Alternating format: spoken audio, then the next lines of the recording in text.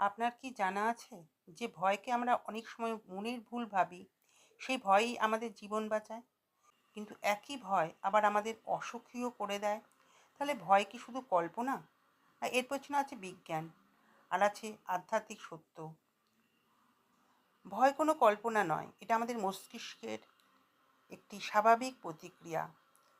মস্তিষ্কের একটি অংশ আছে, অ্যামাগডালা, যখন কোনো বিপদ টের পায় সঙ্গে সঙ্গে শরীরে সিগন্যাল পাঠায়।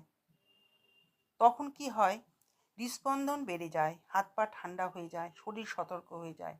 এটাকেই বলে ফ্লাইট রেসপন্স। অর্থাৎ ভয় আমাদের রক্ষা করার জন্য তৈরি। কিন্তু সমস্যা হয় যখন বাস্তবে কোনো বিপদ নেই, তবুও মন ভয় তৈরি করে। শাস্ত্রে বলা হয়েছে, দ্বিতীয়াৎ বৈ ভয়ং ভবতি। অর্থাৎ যেখানে দ্বৈত আছে, দ্বৈত মানে ডুয়াল, সেখানেই ভয়। যখন আমি ভাবি আমি একা, আমি অসহায়, আমি সব কিছুর নিয়ন্ত্রক, সেখান থেকেই ভয় জন্মায়। ভক্তির দৃষ্টিতে ভয় আসে আসক্তি থেকে, অহংকার থেকে, ঈশ্বরের ওপর ভরসার অভাব থেকে। যার ঈশ্বরের ওপর সম্পূর্ণ বিশ্বাস আছে, সে ভয় পেলেও ভেঙে পড়ে না। তাহলে ভয় কি কল্পনা?